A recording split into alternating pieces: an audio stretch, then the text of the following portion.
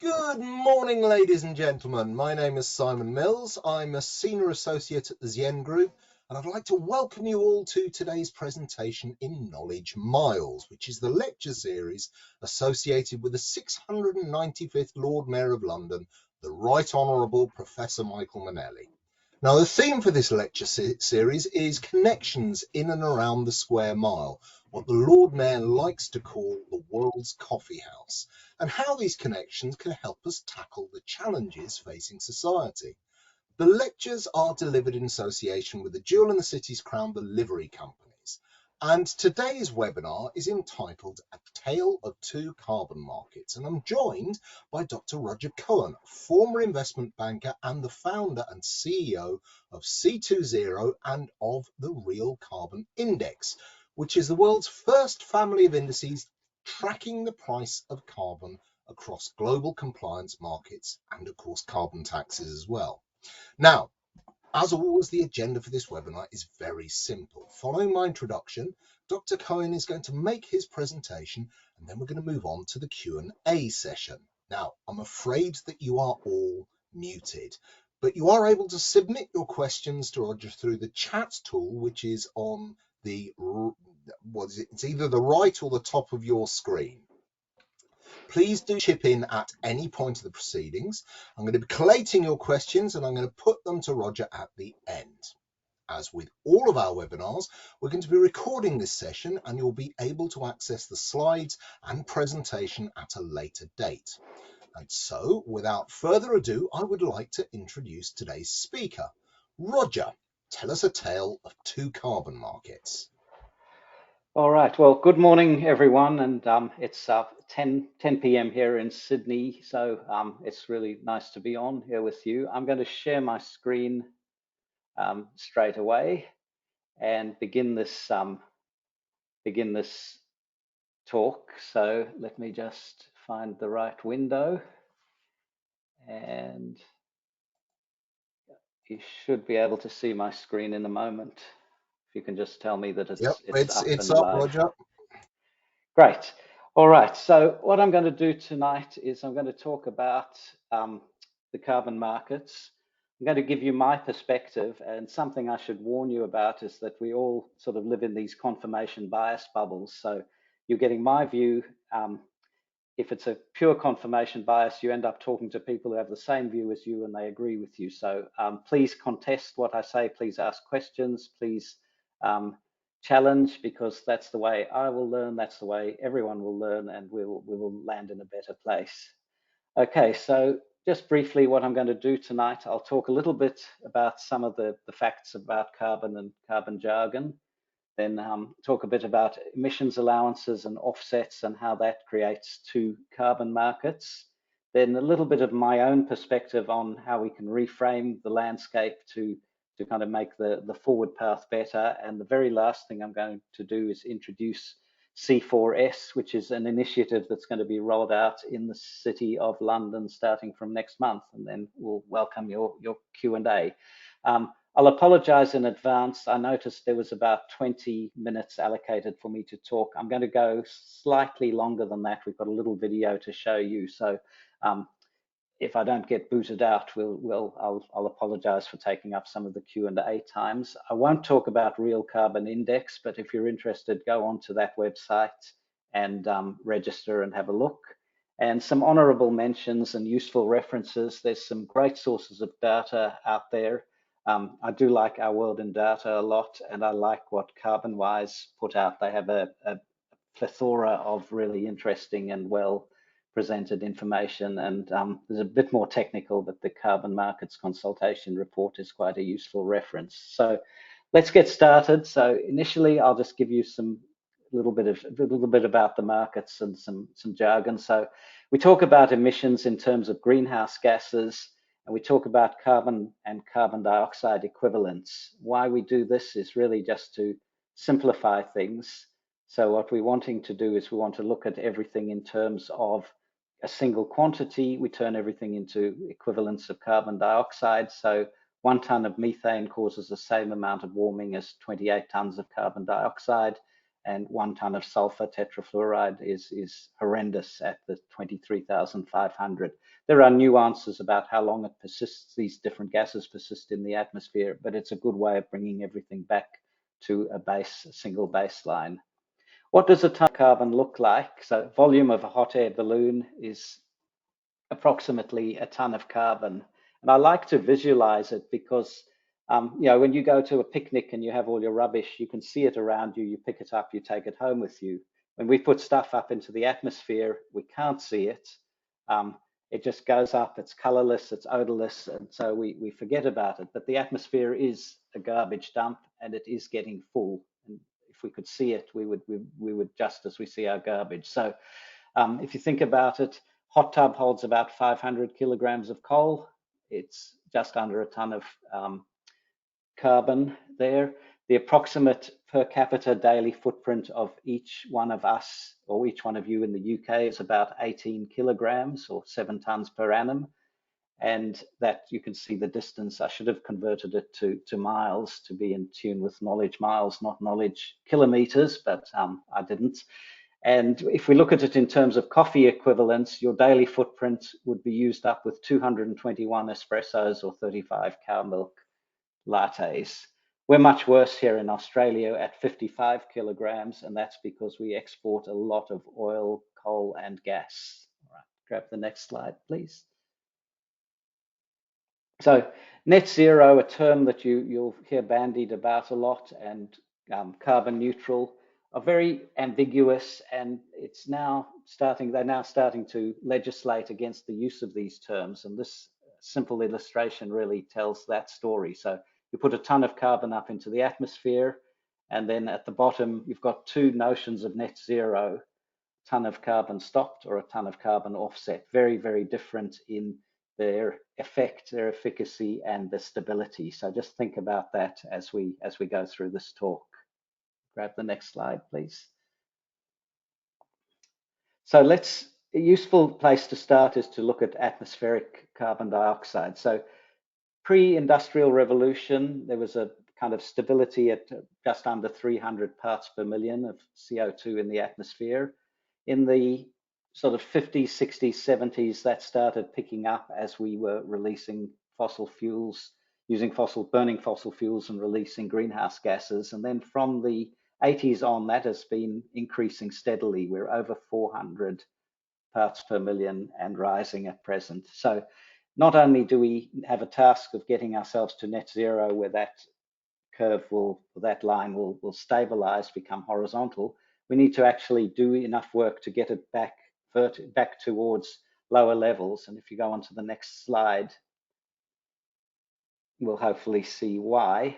The atmosphere is getting full. If you look back in the 1800s and the early 1900s, roughly whatever got produced could be absorbed by the earth and by the natural systems. And as we started putting more and more CO2 into the atmosphere through burning of fossil fuels, the atmosphere had to pick up that extra burden to try and absorb it. And the atmosphere only has a certain amount of capacity, which is rapidly running out. So if we're going to continue releasing at the rates we're going to overtake what is able to be eliminated. The atmosphere is getting full, and we're going to hit an exponential point where everything will just go crazy, and global warming will be very, very difficult to stop. If you move to the next slide. So solution is really simple, and I'll thank Catherine Hayhoe for this picture. You can you can turn everything into a swimming pool. So the water in the pool is the gas in our atmosphere. The hose pipe is the gas that's being released into the atmosphere, and over time that hose pipe is getting more and more, releasing more and more water into the swimming pool. The drain and evaporation get rid of water from the pool. So as the rate of water increases, we have to make the drain bigger and bigger. Eventually the whole bottom of the swimming pool will have to let go. And if we don't let it out, eventually that pool is going to overflow. So it's very simple. We can stop polluting, which is to turn off the hose. We can create an equilibrium by making the drain big enough to cope with whatever's coming in, or we can learn to live with it. We can swim, and maybe we'll get swept over the edge. Maybe we'll not. Maybe we'll have to live with diving bells or something over our head. So what are we going to land on? Probably a combination, but that's a very, very simplistic way of looking at climate change and how to solve it. Grab the next slide. So a few terms and a bit of jargon. So offsets are practices or processes intended to compensate for the impact of carbon that's going into the atmosphere. So you put carbon up somewhere and you offset it or take it away somewhere else. We talk about carbon footprints, which is the number usually expressed in tons of carbon dioxide or equivalents of whatever we do. And that is typically looked at in or divided into three scopes. Scope 1, which is the stuff we get from burning stuff directly. Scope 2 is the emissions from our energy consumption, the gas or electricity or hopefully renewables that we use. And Scope 3, which in most situations makes up the bulk of our emissions, is the rest. So it's the emissions from travel, it's emissions upstream and downstream from our supply chain. Unfortunately, it's also emissions that we often can't control. We can't control whether that package comes to us via private charter jet or on an electric vehicle or a bicycle. We can't control whether our suppliers are using renewables and recycling or whether they're doing things. And so we just tend to often ignore it. More and more legislation and frameworks now are requiring Scope 3 emissions to be quantified and to be reported. And we can also have an influence on Scope 3 emissions if we choose or talk to our suppliers and worry about what happens downstream. Carbon credits are the currency for transacting offsets. So typically we wrap offsets into these tradable instruments called carbon credits, and then they get accredited. They are sometimes regulated or pseudo-regulated, and businesses and consumers can use them to offset their carbon footprint. They underpin the voluntary carbon markets. Next slide, please. So emissions allowances, similar but different to offsets. They are instruments issued by a regulator, usually a government, and they form a finite pool, which are mandatory for big polluters to purchase and surrender to cover their polluting activities. So you can think of them as permission slips to pollute. They form the basis of the cap and trade emission trading schemes, of which the EU, the UK, and other countries have. They're regulated and finite or capped, so there's a quantity. And mostly we have a market-based scheme by which the regulator sets the quantity. The regulator decides who has to buy them, so there's a forced demand, and then the participants can set the price in the market. And the emissions trading schemes are the market-based systems for trading the emissions allowance, in some ways not dissimilar to a stock market where there's an issuance, a primary market where allowances are issued via auction, and a secondary market where these things can trade, and derivatives can also trade based on the underlying emissions allowances. Next slide, please. Carbon taxes, it just came up. That's just a way that regulators can put a cost or a charge on polluters for polluting. And then we have implicit carbon prices, which are subsidies or incentives and adjustments linked to gas emitting activities. They can be both positive or negative. So if you think about fuel subsidies or subsidies to the oil and gas industry, which Australians want to do, that's like a negative carbon price. And energy subsidies, subsidies towards renewables and border adjustment mechanisms and things like that are additive to the carbon price. And the compliance market is a regime, a mandatory regime, which is covered by emissions allowances, carbon taxes, and that's what we talk about as compliance carbon. And a little known fact, because most people outside of the compliance markets know about offsets and planting trees and projects to take carbon out of the atmosphere. The compliance market is at the moment about 400 or a bit more than 400 times larger than the voluntary carbon market. So the emissions allowances pool is about 400 times larger than all the carbon credits in existence. Next slide, please. So we'll now look at the two markets. And at the moment, the two carbon markets are very much separate. There's very little interchange between the two of them. They're used by different segments. So most consumers and businesses use the voluntary markets. The polluters and some of the financial players are active in the compliance markets. The outcomes are very different. So think about why. Let's move on to the next slide. So I think start clicking through this one. This is my my illustration of the voluntary market. So if you click through this one, the voluntary market starts with projects, generally the carbon removal or carbon reduction or avoidance projects, goes through a verification and accreditation process, then to intermediaries, distribution, and so-called marketplaces where the end users, the offsetters, buy the carbon credits, and ultimately they get retired. And if you follow the money starts from where the offsetters, it goes through the intermediaries to the verification and back to the projects, with the ticket being clipped along the way by each party who touches them. If we do the same for the compliance markets, next page, this starts at the other end. So a regulator will create a pool of permits, and those are based on their emission reduction targets, usually Paris aligned. The allowances get issued into the secondary market through an auction process, a primary market. The market participants can be, are traders. They can be used for hedging, for investing, for speculating.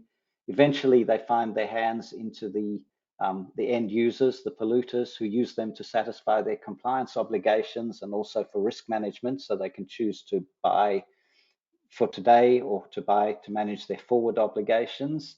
And if you follow the money starts in the primary market and moves to the regulator. I think you can click through a couple more here, who then directs it towards environmental projects, foreign aid, or research, all environmentally focused. The secondary market can churn around, so the allowances can change hands multiple times, and eventually a polluter or an end user will pay for those and retire them. Move to the next slide. It's interesting to see that over time, the long-term trend in the compliance markets, both for scope of coverage and also price, has been upwards.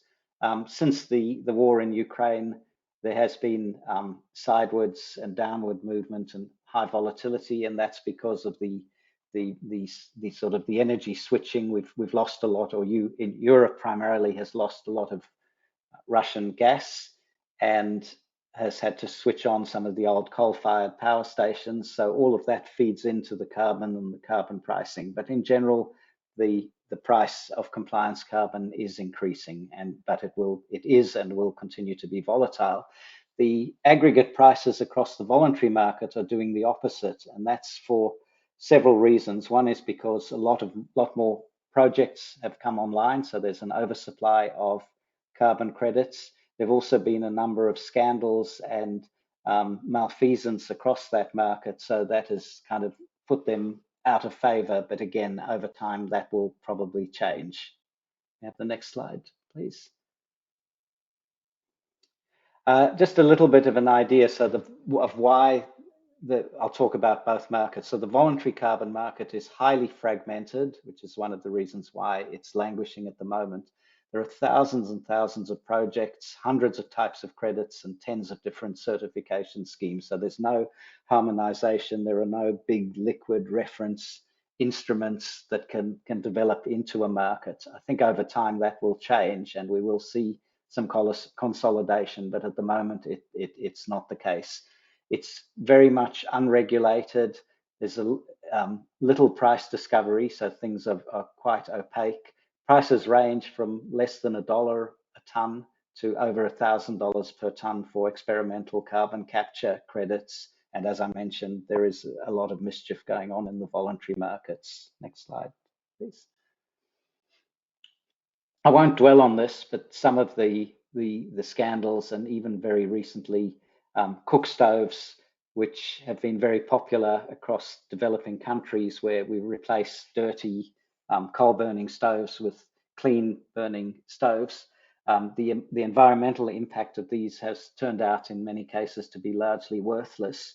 And this is a really tough one, because the co-benefits of installing cook stoves in third world countries is undisputed. It's, you know, the health benefits, the local environmental benefits, the employment, all the things that happen is really good, but the environmental benefit to us in the West who use those for offsets has been overstated. So it's a very, very grey and ambiguous area. Where, you know, where is the benefit the co-benefit, or is it the environmental benefit? I won't dwell further, but happy to talk about it in the questions. So despite this, and despite my own position beating up offsets, they're actually great. I just think they're wrongly used or misused, and I think the market is in its infancy. So we're seeing all the hiccups of a new and developing market, but one day it's all going to change. So at the moment, we focus on carbon footprints and these notions of net zero. Offsets make it easy and very cheap to compensate for our footprint instead of actually trying to reduce it. So we measure, we minimize, we say, great, job done, when job is really not done at the moment. And even the best offsets, do they match what we're trying to do? Maybe not. So we need to actually prioritize minimizing our own impact ahead of offsetting. So that's doing things at source with the polluters, doing things ourselves by reducing, recycling, looking at circular economy, and upstream and downstream. Next slide, please. The compliance markets, in contrast, are not unlimited as are the voluntary markets, even though at this time they're much smaller than the compliance markets. But the compliance markets set a hard upper bound or cap on polluting. They're mandatory for big polluters, so there's a forced buyer of those emissions allowances. They're regulated with penalties and enforcement, and the scope of coverage and price are both increasing. And they are speeding up decarbonisation and the energy transition to renewables, because they put a decision-making process around polluting. You pollute and pay, or you pollute less and pay less. And right now, the coal to gas switch is dominating the price of European emissions allowances. The thought process being, coal is cheap, but it pollutes a lot, so I can burn coal, pay a lot more in emissions allowances, or I can burn gas, pollute less, and pay less for allowances. And where that balances out is kind of where the allowances trade. As gas will take over and we switch to renewables, the switch from gas to renewables is going to have more and more impact in the pricing of emissions allowances. Next slide, please.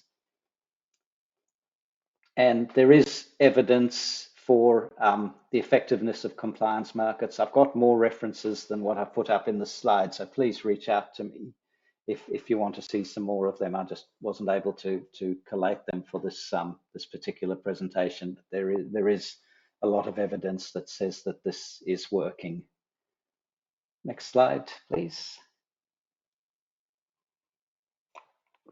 So what do we need to do? We need to, I think, reframe, stop solving the problem using a business as usual mindset. Offsets do not stop pollution. Stopping pollution stops pollution. So our long-term goal should really be to restore the atmosphere to sustainable levels, to levels where we can continue in an equilibrium. That's going to be a combination of doing things more efficiently and also being able to undo damage more efficiently. So we need to change current practice, stop polluting, speed up an energy transition and change our behavior around that. And then we need to restore historic damage, and offsets, I think, are the perfect vehicle for that number two. These are long-term goals. We start step by step and we don't do everything at once, but this is where we need to get to. Next slide, please. So what's next? What's coming next? Compliance markets are speeding up decarbonisation and the energy transition. They're massive and increasing. They're regulated. They've proven to be effective, and they are the domain of, at the moment, market professionals and big polluters. The next slide, please. So imagine if non-polluters could buy and lock away or retire emissions allowances without polluting. What would happen then? Just follow this through. The caps would decrease, meaning there's less scope to pollute. There are less allowances available for the big polluters. Carbon prices would increase because there's less supply, but there's still the demand for them, which would speed up the transition because the economics would drive that speeding up. The impact would be immediate and measurable because as soon as the economics change, behavior changes, and it would happen in a way that's very robust and with low risk for those doing it being exposed to greenwashing. So if we had this capability, anyone could speed up the energy transition and reduce the effects of climate change. Next slide. So this is where I'll introduce C4S by C2Zero. So C2Zero has been providing this capability from Australia for just over 2 years. We're a gateway to the compliance markets for businesses and individuals, and we're about to roll out in the UK, we're about to roll out this initiative under the C4S label. This will enable UK businesses and individuals to purchase carbon cancellation certificates. These are linked to emissions allowances in the UK emissions trading scheme. Everything's going to be fully auditable and transparent, and the process will be very, very simple. Next slide, please. How does it work? It's a very simple process. So C2Zero goes into the institutional markets and buys emissions allowances, the same ones that polluters buy in the same market at the same prices. We lock those emissions allowances away in a bankruptcy remote trust where they're either cancelled or held in perpetuity. The trust is set up so that they can never, ever be released back into the system. And the trust is bankruptcy remote. So even if C2Zero disappears, the trust will be taken over by a charity, and either the allowances will either be held or cancelled. Those locked away allowances are then, we create serialized carbon cancellation certificates. Every certificate is completely traceable down to the last gram of carbon, and businesses can attach these certificates to their products, to services, activities, or their own operational emissions. Move to the next slide, please. So these are just some examples of what we've done here in Australia and the region. So as I say, businesses and individuals can buy certificates which cancel carbon out of the system. We also try to gamify it a bit, so they have the option of embedding it into their products. And we try not to focus on what's the minimum amount of carbon I can put into this and call it carbon neutral, because I think that whole notion and that whole philosophy is flawed. We try and turn the carbon into a value add. People want to buy that t-shirt because it's got a ton of carbon in it, not because it's a carbon neutral t-shirt. And you can do that with your own goods and services and activities. Make it a value add, not a tick a green box. Next slide, please. Few other things we've done. We've been in a lot of events. Like to use us because they can make it very visible for their stakeholders and their attendees. We've been in the FIFA electronic game. Over 1 week, we locked away 100 tons of carbon, and the applications are limitless. If you just stop thinking about what's the minimum I can do to remediate my footprint, and think about it more as what can I do for the environment and for my brand. The certificates can be attached to anything. We've got an ecosystem to log and track, and everything is transparent and audible with a very simple purchase process. Next slide. We're launching in London on March the 4th. Please register at our website if you want updates, and stay tuned, and also feel free to reach out to me. I will be in London for the launch and cancel out my own carbon footprint, and I'm happy to meet and to talk further. Next slide, please. So that's pretty much what I wanted to talk about tonight. I'll just end with a little note. I'm actually quite optimistic. I see a lot of really, really great stuff being done around the world. There's a lot of ingenuity. There's a lot of energy.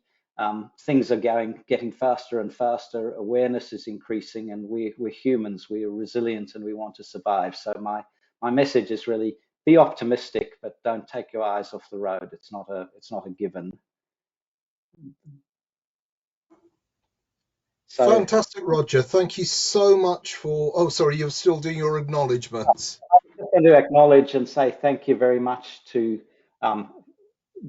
specifically Knowledge Miles, Gresham Society's ZN or ZN. I still haven't got myself around the pronunciation.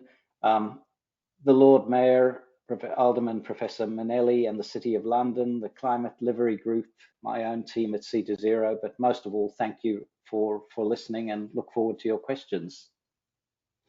Thanks a lot, Roger. Now, I'm just going to put a plug in for a book, and I've no idea whether it is actually still in print, but if you are interested in carbon trading, this book, which I think came out in about 2010, which is climate change and emissions trading, what every business needs to know, second edition, is a great place to start. If you want to understand carbon trading and particularly mandatory schemes, this is the book to look at. Now, I can see we have got an enormous number of questions from our audience, but as chairman, the privilege of asking the first one falls to me. Roger, you've actually touched on some of the scandals there've been around the voluntary carbon market, particularly around verification and additionality. You know, some people are saying if you buy voluntary credits, you're buying reputational risk. Do you think there is actually a future for two parallel markets, or are we going to see the voluntary market subsumed into a regional or even a global mandatory scheme? I do think there's going to be a lot of convergence, but I think by the very nature of what we do, if you think about it, we're doing two things. On one market, we're saying, here's the price of carbon at the chimney, and you who emits has to pay it. And on the other, we're saying, here's a vehicle for offsetting or compensating or doing something for emissions. So those are going to exist in parallel. I think they will converge in the sense that if you think about where the money that's paid at the chimney goes to, it's going to go into projects. I think the direct linkage between the price we pay, one of the big problems in the voluntary market is I pay for a project and I get that project with all the reputational risk of that specific project.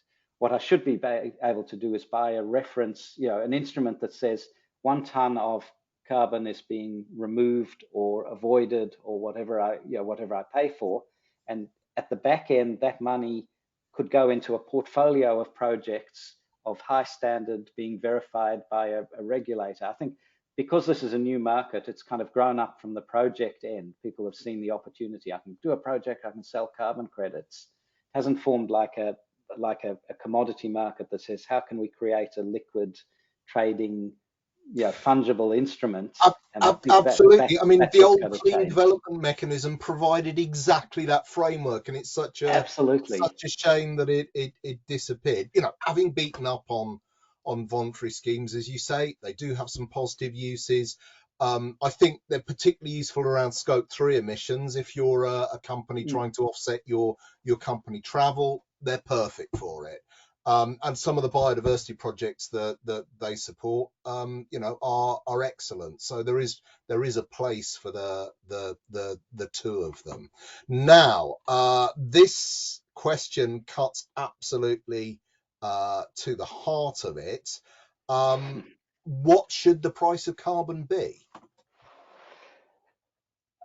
That's if only we knew.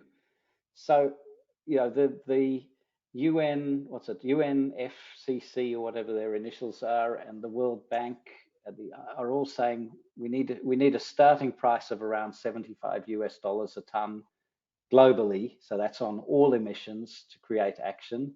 The EU price is already well above that, and I think back to the last question. where you said, will there be one carbon market? I actually don't think there will be one, because the first world and the third world are so different. So the first world should, there should be an aggregate at least of $75 a ton, but that could be made up by, us in the first world paying $200 a ton, and sub-Sahara Africa paying $5 a ton, and some kind of, that gives you a clue as to the foreign aid and the flows that have to go from the first world to the third world to fix the problem. I think carbon offsets, interestingly enough, if you go to the projects, offsets should actually become cheaper because they are driven by technology. So think about planting trees. We can now use drones to plant. We can use drones and satellite imagery to verify and measure. That should be getting cheaper. Solar is cheaper. Renewables are cheaper. All this direct carbon capture, which is experimental at $1,000 a ton, one day that's going to be cheap too. So offsets should probably become cheaper. Compliance carbon probably more expensive. And I'm not allowed to give financial advice. But this is the problem, Roger. When you can pick up a carbon offset at $4 a ton, picking up a carbon offset is a damn sight cheaper than actually doing something about your emissions. So there needs to be a floor price in there, which I suppose leads on to this next question, which is about carbon taxation. What is the role of border carbon taxation in supporting the either the voluntary or the mandatory markets? Yeah, my facetious knee-jerk reaction is it's so that Australia can stop exporting oil and gas and saying it's not our problem, and we'll have a proper emissions trading scheme here in Australia. But it really is to address those imbalances. So it's to incentivize locals to deal with their pollution, and if it's not, it's a stick to then get that happening. And I think the European cross-border adjustment we're going to see the effects of that straight away. Russia, pre the Ukraine war, Russia has an emissions trading scheme. Why do they have it? Because the EU buys Russian gas, or bought Russian gas. China now has got an emissions trading scheme. Same thing. They're exporters. They can trap it at home. It's a better place and better way to do things. Absolutely, rather than pay the tax. Oh, okay. Well, I think that this question is really questioning why we're beating up on the voluntary markets so much. What is the case for the voluntary market? The case for the voluntary market, I think, is to turn it into a proper market. So forget about finding those $3 or $4 or $2 instruments, and create a proper market where I pay a price for a voluntary offset, which is a market discovered price for what the offset says, and take that money and invest it in the best possible way to create a portfolio of good outcomes. I think it's a good way for businesses and individuals to do something about their impact, and a great way to get funding towards projects that one day might save the rest of us. Oh, there's a great comment here saying that offsetting is similar to going to the gym, running on a treadmill and eating a Mars bar at the same time, which makes me smile, but I think I think the problem with voluntary offsets, as we've discussed, is a carbon floor price. Offsetting cannot be the cheap option. It's something you do to clear up the remaining emissions to right the impacts of climate change. Absolutely. The one comment I have on a floor price, though, is that's not the floor price for a project, because otherwise you're going to get all these people going, great, I'm going to plant more trees and I can collect a floor price and take a huge margin. That's the price for the market instrument, and that money gets distributed to, if I can produce tree credits cheaply, I should get lots of that money, but at my $1 or $2 a ton to produce those, to take away. It's almost like Well, it's almost, you know, hypothetically, you could have this pool of money, and whoever can do the best job of, you know, reducing or avoiding or whatever the true to label is, gets a piece of that, you know, gets a slice of that money. It's not a way of creating. The problem at the moment is everything's driven by the projects. So people are thinking up new and wonderful projects because they go, this is, you know, carbon prices are going up. And I've seen so many investment prospectuses that show, yes, compliance carbon prices are going up. That does not mean that your voluntary project price is going to go up. Right. This is an interesting question. Is C20 for profit? The answer to that is yes. We are for purpose, for profit, and we made a conscious decision to do that so we didn't have to rely on grants and philanthropy to do it, that we could reward our investors, anyone who's taken a risk on us. Having said that, we can't hide. Everything we do is transparent, so you can see our, you know, what we pay for carbon, what we sell carbon for. Yeah, but we are a for-profit business. If we have time, I can tell an interesting anecdote. When we started the business, if I said I was running a business making shoes or something else, people would go, great, I hope you make lots of money and do really well. Actually, I'm doing something for the environment. Oh, are you a charity or a not-for-profit? So yes, we are a for-profit. Absolutely. You know, my personal view is there's no such thing as green finance. There's either finance or charity, and a lot of people are making a very decent living out of so-called green finance because it is a profitable and sensible thing to do. Now, there is an interesting question here about an introductory offer or free allowances. I think this is around grandfathering, which I know has been an issue in the carbon markets for a while. Do you want to talk a little bit about grandfathering, Roger?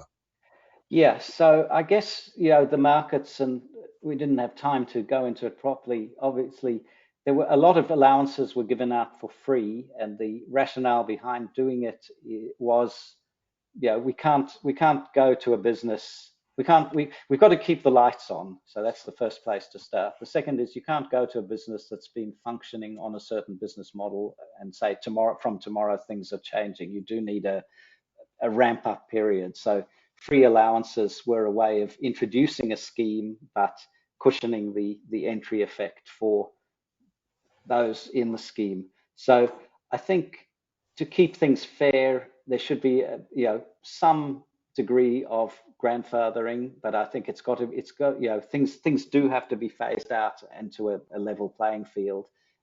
And we also need to make sure that new entrants who've got better technology and better ways of doing things are not precluded from coming to the market because there are these you know, grandfathered institutions that are getting favorable treatment. So it's a tough one, but I think we can't have step changes because that will turn the lights out, but we do need to make those changes. Right, I can see there's a question here asking me who wrote the book. The book was written by Liz Bosley, and it's CEAG is the name of the organization she was working for. Right, how predictable is the downwards trend of new compliance certificates? Sorry, new compliance certificates or voluntary? I At the think moment, we're talking the voluntary market here. So how predictable is the downward trend of the voluntary carbon market? look, no one can predict anything, and the prospectuses and everything I see are all saying it's going to go up. I think the market has kind of realized that it's failed, and it's in this period now where it's kind of reassessing and re-energizing, and it's going to reform. So, you know, maybe it's bottomed out now, or maybe it's going to continue for a while. But I think until we see proper changes, and until we see the focus move away from how many carbon credits can I create by yet another project and yet another and yet another. So until the market starts defragmenting, that trend will probably go on. Oh, now this is an interesting one. How do we actually ensure that the proceeds from carbon trading actually address the original carbon sink rather than getting lost in general trading? That's a very, very good question, because now you're talking about how do we deal with and trust regulators and governments to do what they say they will do. So I don't have a perfect answer to that question, other than saying we need to scrutinize where the money goes. It needs to be audited and transparent. And yes, there is Absolutely. room Oh, for now hold on. there is room for mischief there. So the good thing is the environmental impact, which happens at the chimney, still happens. But you're right, there is a very complicated system and a lot of bureaucracy behind where that money goes to. So yeah, a good Which question. leads on to this next question: who actually does the auditing and who pays for it? Yeah.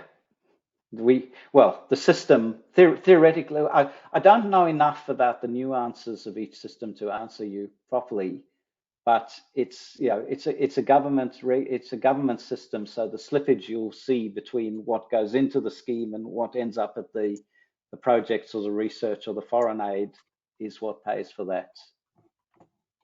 Now, I So can see that unfortunately we have run out of time, Roger. I'm afraid that the time's caught up with us, ladies and gentlemen. I know that some of you have still got questions to ask, and apologies if we haven't got round to you. We will be passing on your questions to Robert after this, to Roger after this this lecture, and he will get back to you to try and answer them.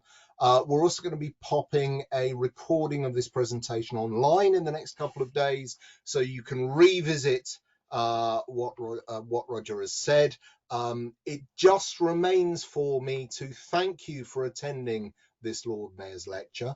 I'd also urge you to keep an eye on our forthcoming events page for more webinars, which over the next few days are going to include Chemistry for a Sustainable World, which is taking place on the 6th of Feb, What's Happening to Religion in England on the 8th of Feb, A World in Debt, Is This Global Monster Sustainable, on the 12th of Feb. So there's something for everyone there. You can catch up with all our previous webinars on YouTube or our LinkedIn channel. We do hope we're going to see you again. Thank you very much for attending, and goodbye. thank you.